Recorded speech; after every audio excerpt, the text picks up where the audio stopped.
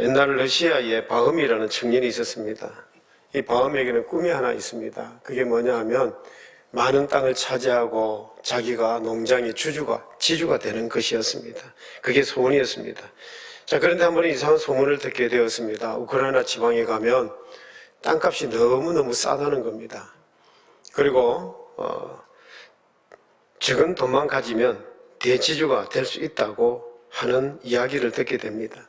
그래서 이 바움은 지체하지 아니하고 이것저것 정리를 해서 돈을 준비해서 개나리 보따 이 짐을 지고 우크라이나 지방으로 향했습니다. 수십일 걸려서 그리고 우크라이나에 도착을 했습니다.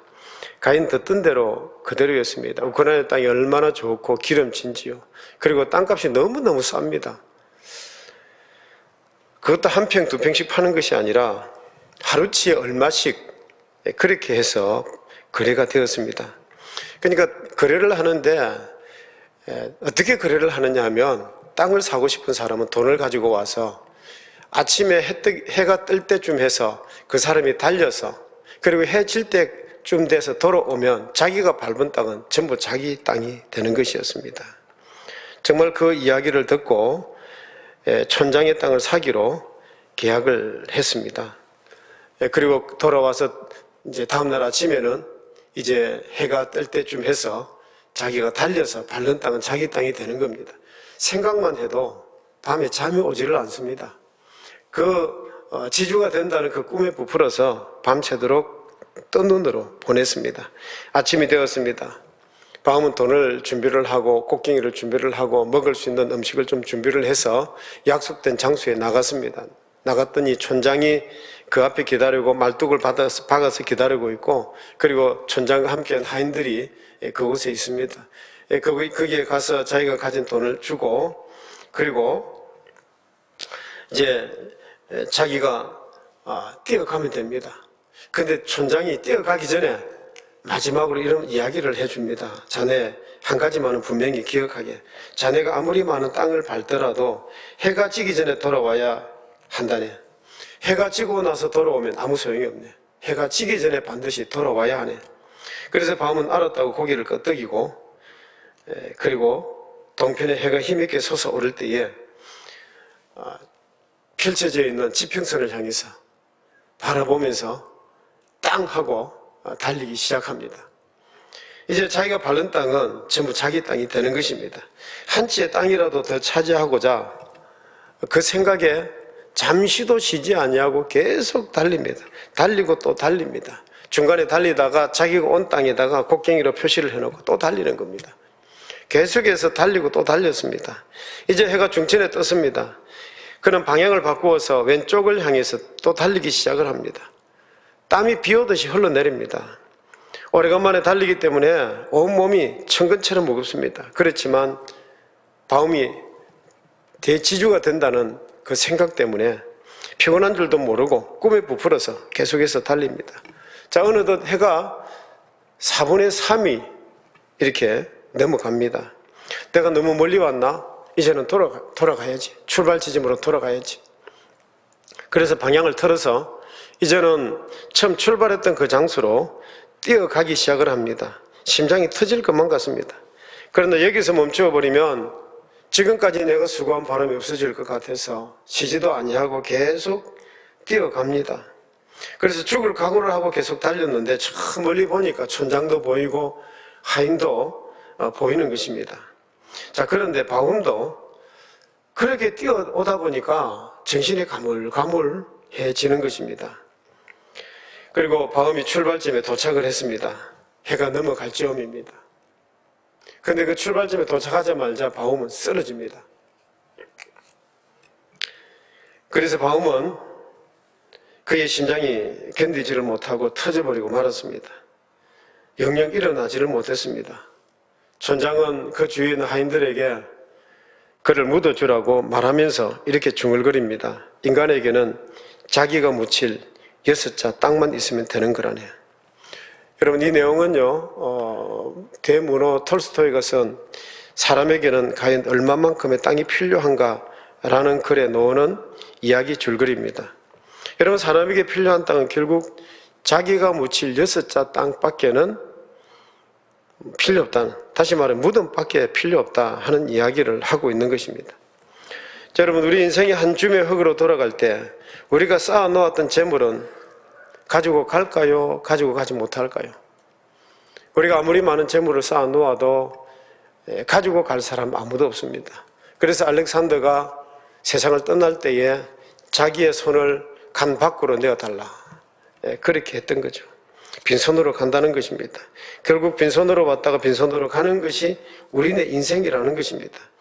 그런데 사람은요, 인생이라는 강야길에서, 이 인생이라는 강야길에서 한 치의 땅이라도 더 차지하기 위해서, 더 끌고 모으기 위해서 안간 힘을 쓰면서 죽으라고 달리고 있습니다.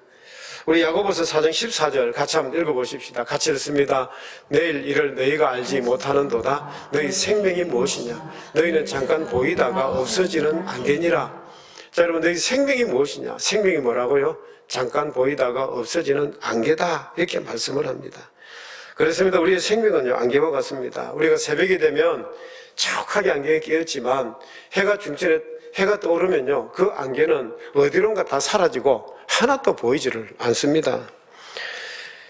우리 인생이 꼭 그와 같다는 것입니다. 야단스럽게 사는 것 같다가도 하나님께서 부르시면 지금이라도 맥없이 쓰러져 버리고 마는 것이 우리 인생입니다. 우리가 지금 이 자리에 앉아 있지만 언제 어디서 어떤 일을 당하게 될는지 아는 사람은 아무도 없습니다. 저도 아주 친한 제 친구 목사님이 있습니다. 이 친구가 어디 있느냐 하면 강원도 원주에 있습니다. 그런데 어느 날 제게 전화가 왔습니다. 이 목사님 굉장히 반가워서, 아이고 목사님 잘 계시죠? 그랬더니 목사님 날 위해서 기도해 달라는 거예요. 왜요? 그랬더니 건강하신 분이 무슨 기도입니까 내가? 그랬더니 직장암에 걸렸대요. 6개월 전에 건강검사 다 했는데 근데 몸이 이상해서 병원에 갔더니 직장암이라는 거예요. 그래서 원주에서 수술을 받을 수가 없어서 아산병원에 가서 수술을 며칠 전에 받고, 제가 아랫게 지금 이제 이렇게 나와서 조금 이제 치료가 지금 수술이 잘 됐다고 그렇게 연락을 받았습니다. 여러분, 사람은 살다가 어떤 일이 일어날지 아무도 모릅니다. 그리고 이와 같이 우리는 불확실 속에서 살아가는 거죠. 혹시라도 자기 몸에 다른 곳에 무슨 전이가 되었는가 다 조사를 했는데 전이된 것은 없다고 그렇게 선생님이 말씀을 하시더랍니다. 자, 여러분, 우리가 이런 불확실한 가운데 살아가지만 그런데 분명히 우리가 확실한 것이 있습니다. 그게 뭐냐면 두 가지가 있습니다. 히브리서 9장 27절 같이 한번 읽어보십시다. 한번 죽는 것은 사람에게 정해진 것이요 그 후에는 심판이 있으니. 여러분, 확실한 것이 뭐냐면 첫 번째는요, 한 번 죽는 것은 사람에게 정해져 있다는 거죠. 여러분, 한 번 죽는 것은 이건 하나님이 정하신 것이기 때문에 이건 어떻게 해볼 도리가 없습니다. 이건 어떻게 해볼 도리가 없습니다. 사람은 절대로 피할 수가 없습니다. 예수님께서 우리에게 비유로 말씀하신 것이 있습니다. 누가복음 12장 16절에서 20절에 있는 말씀인데 같이 한번 읽어보십시다. 또 비유로 그들에게 말하여 이르되 한 부자가 그 밭에 소출이 풍성하며 심중에 생각하여 이르되 내가 곡식 쌓아둘 곳이 없으니 어찌할까 하고 또 이르되 내가 이렇게 하리라. 내 곡간을 헐고 더 크게 짓고 내 모든 곡식과 물건을 거기 쌓아두리라. 또 내가 내 영혼에게 이르되 영혼아 여러 해 쓸 물건을 많이 쌓아두었으니 편안히 쉬고 먹고 마시고 즐거워하자 하리라 하되 하나님은 이르시되 어리석은 자여 오늘 밤에 너 영혼을 도로 찾으리니 그러면 너 준비한 것이 누구의 것이 되겠느냐. 자, 여러분 보십시다. 어느 마을에 큰 부자가 살았는데 농사가 너무 잘 된 거예요. 그래서 그 농사 추수를 한 것을 창고에 쌓았는데도 아직도 이게 창고에 쌓을 데가 없는 겁니다. 그래서 큰 창고를 새로 짓고 거기다가 곡식을 꽉꽉 채워놓고 그리고는 내 영혼아 정말 수고했다. 이제는 먹고 마시며 즐기자. 그런데 하나님께서 그 말씀을 들으시고 이 어리석은 자야. 하나님께서 이 부자를 향해서 어리석은 자야라고 말씀을 합니다. 왜 그렇습니까? 내가 오늘 밤에 내 영혼을 도로 찾으리니 그러면 내가 쌓을 곳 놓은 것이 누구의 것이 되겠느냐? 왜 이 부자를 보고 어리석다고 말하느냐 하면 그 다음에 눈앞에 최후의 순간이 닥쳐 있다는 사실을 모르는 거죠. 내가 오늘 밤에 너희 영혼을 도로 찾으리니, 여러분 이 사실을 망각하고 있는 것입니다. 여러분 우리는 이제 살아가면서 나는 오래오래 영원토록 살 것이야 이렇게 생각을 하십니다. 정말 그럴까요? 여러분 그렇지 않습니다. 저 살아가는 친구도요, 제가 창원에 있을 때 삼성중공업에서 일을 할 때였습니다. 저녁에 저희들이 회식이 있어서 회식하고, 그리고는 저도 버스 타고 집으로 가고 친구도 집으로 가는데 이 친구 술을 한 잔씩 합니다. 그래서 버스 뒤에 앉았는데 운전기사가 그 밤에요, 버스를 몰고 가다가 그 브레이크를 잡은 거예요. 그러니까 뒤에 앉아있다가 그냥 앞으로 내동기를 쳐서 뇌출혈로 병원에 옮겼습니다마는 결국 죽었습니다. 오는 순서는 있어도요, 가는 순서가 없는 거예요. 오는 순서는 있어도 가는 순서가 없습니다.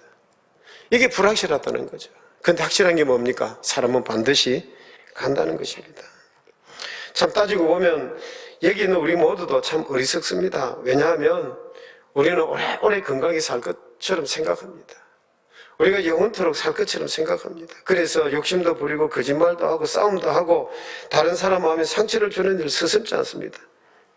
그런데 우리는 기억하셔야 됩니다. 언젠가는 우리도 조만간에 최후의 순간이 온다는 것입니다. 오래전에 미국에서 있었던 일입니다.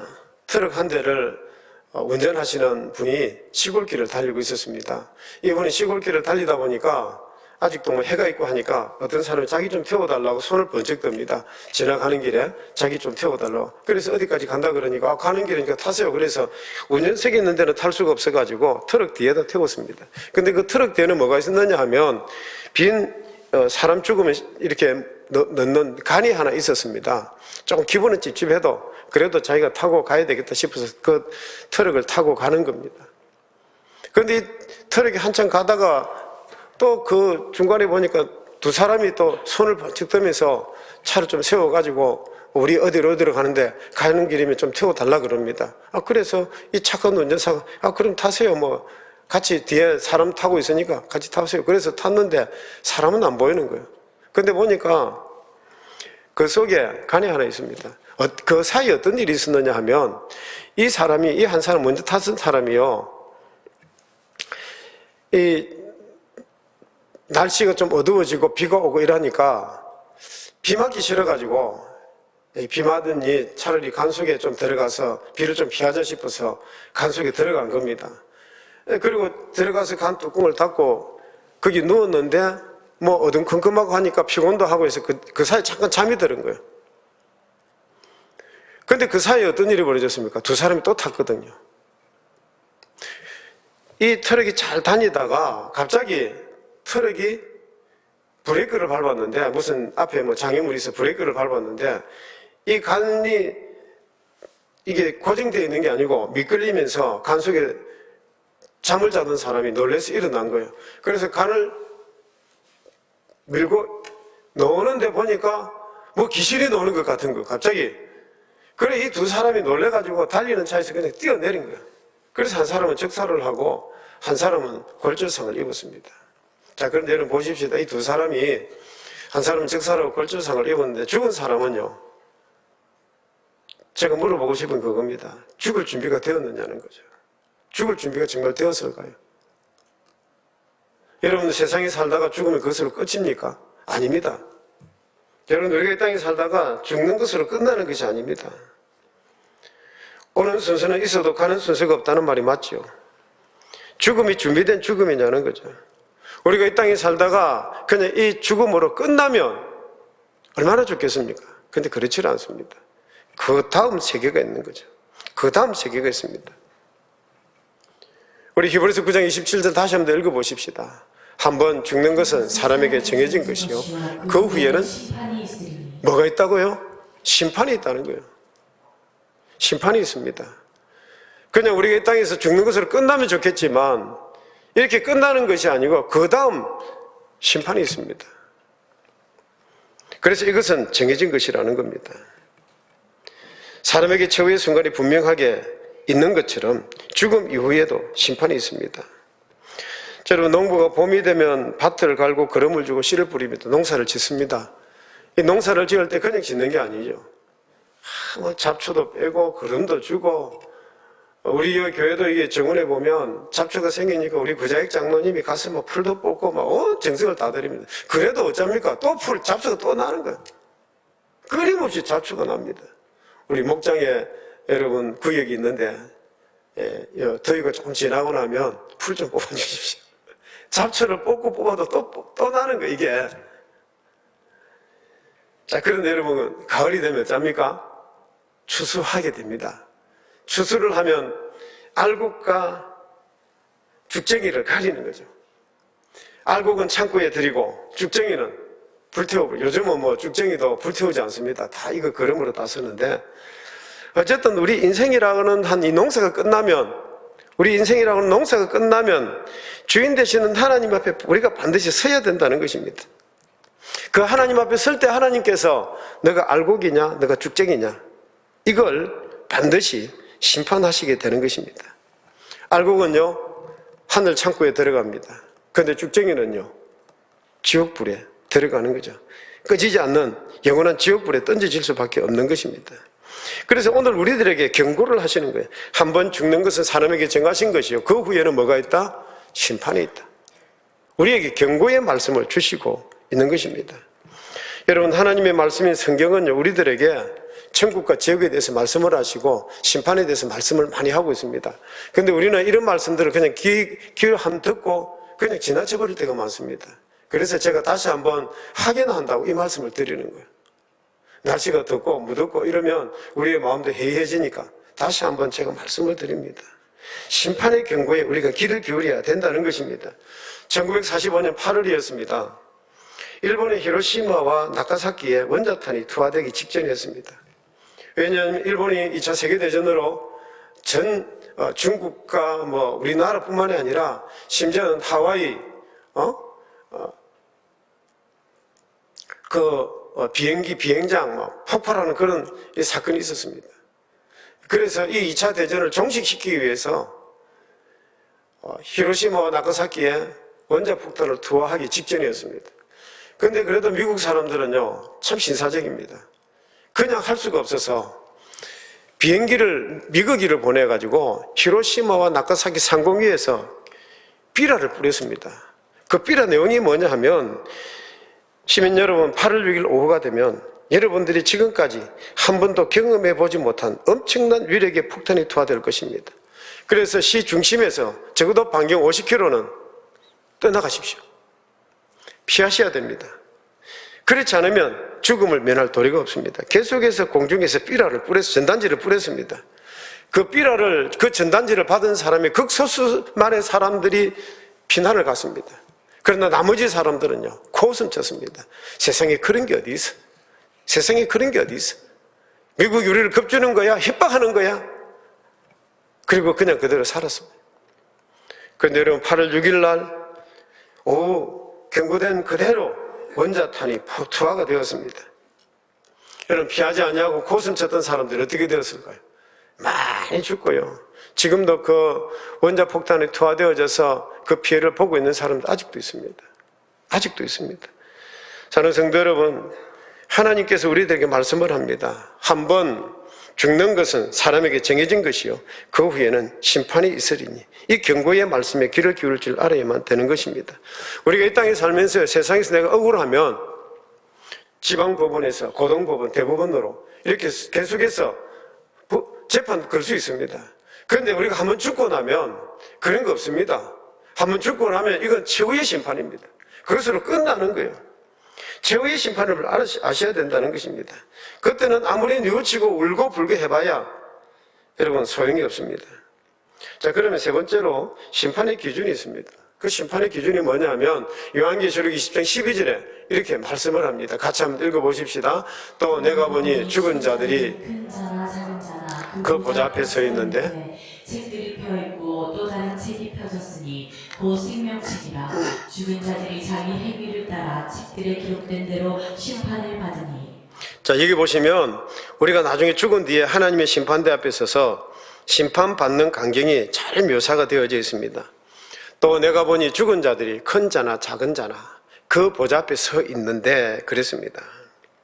여러분, 죽은 자들이 심판을 받기 위해서 하나님 보좌 앞에 서 있다고 했습니다. 그런데 그 앞에 보면요, 뭐라고 되어 있습니까? 책들이 펴 있고 또 다른 책이 펴졌으니.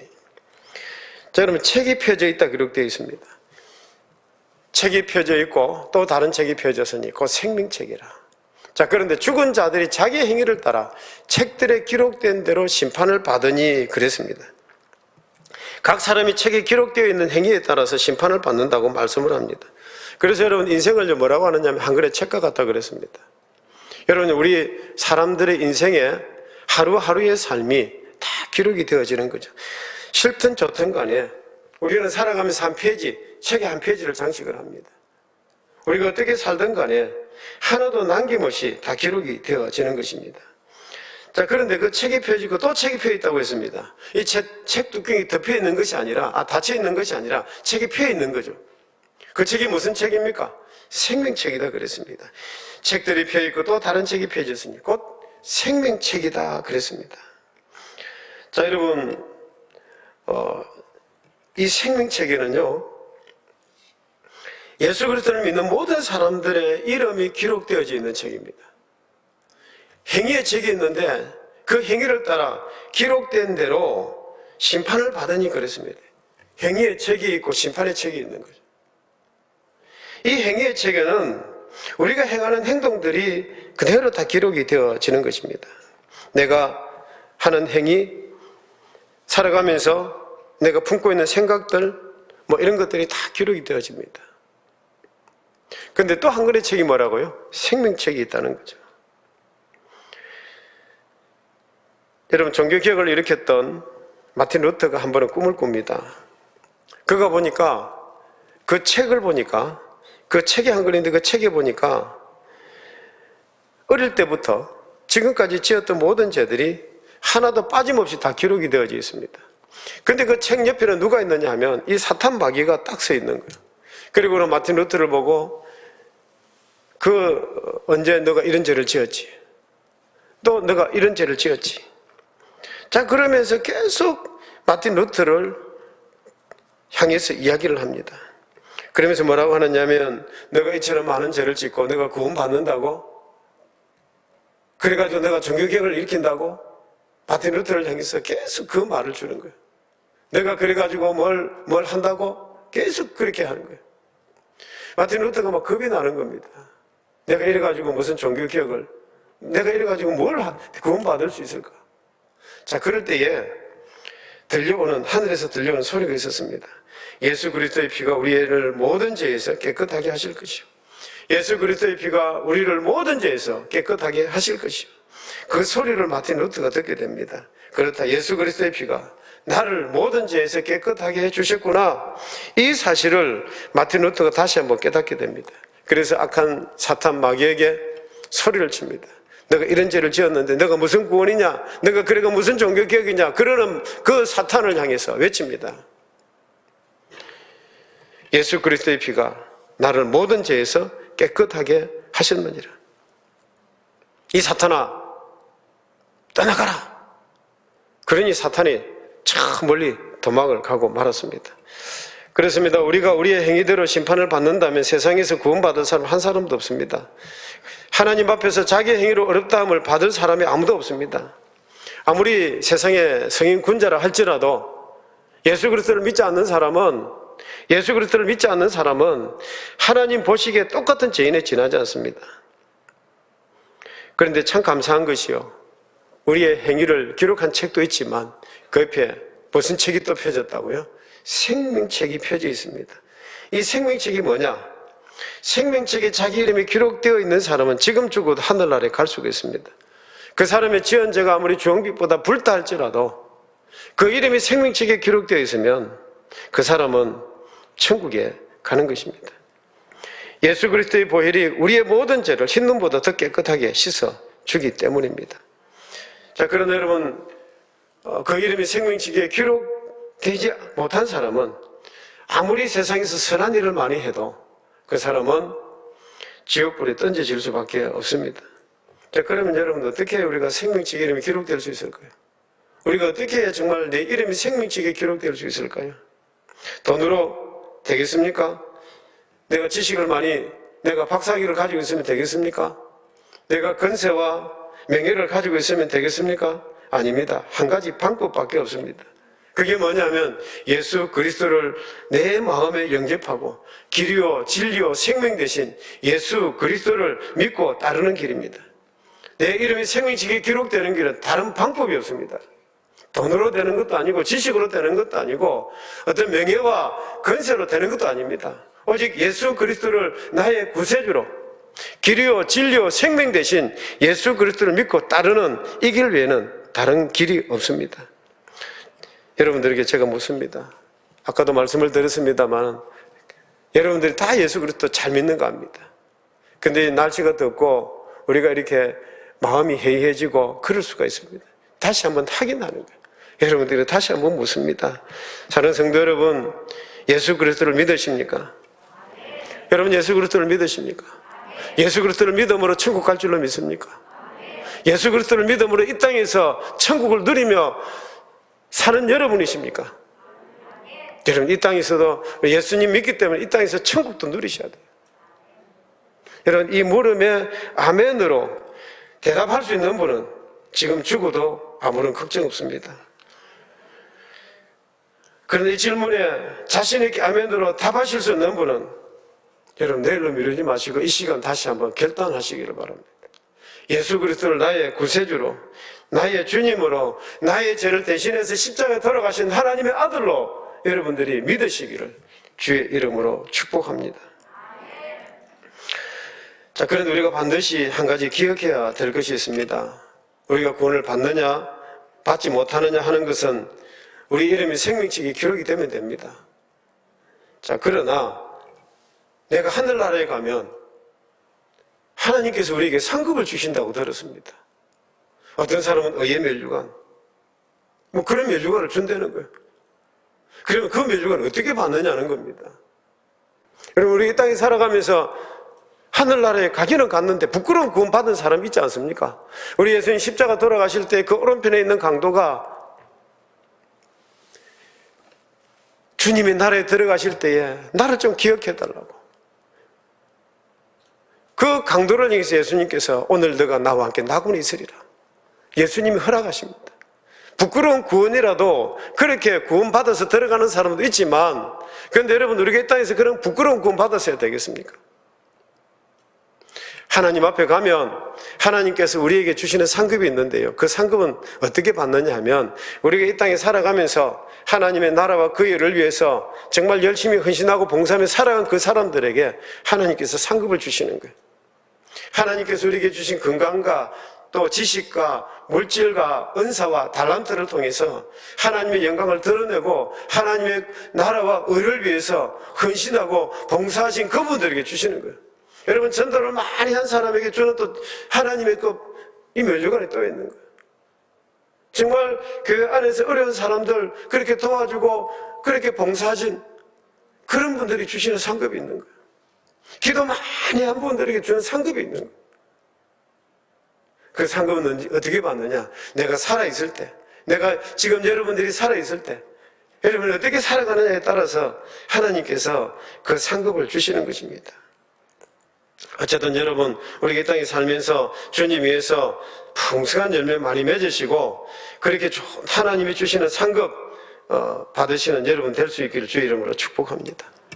어쨌든 여러분 날씨가 더워지면 나도 모르게 아이고 마음도 회해지고 하나님 앞에 예배 드리는 것도 그렇고 여러분 이럴 때일수록 그러면 안 됩니다. 그러면 안 되고 더 신중하게 하나님 앞에서 우리가 말씀 오늘 로라 위킨슨처럼 내게 능력 주시는 자에서 내가 모든 것을 할 수 있는지라.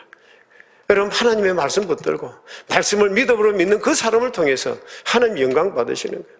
하나님의 말씀 붙드시고 그렇게 해서 선한 청지기로서 정말 사명을 다하시는 여러분 되시기를 바랍니다. 주님께서 우리에게 주신 건강, 우리에게 주신 시간, 우리에게 주신 물질 더 하나님 나라 위해서 귀하게 쓰임 할 수 있는 여러분 되시기를 주의 이름으로 축복합니다.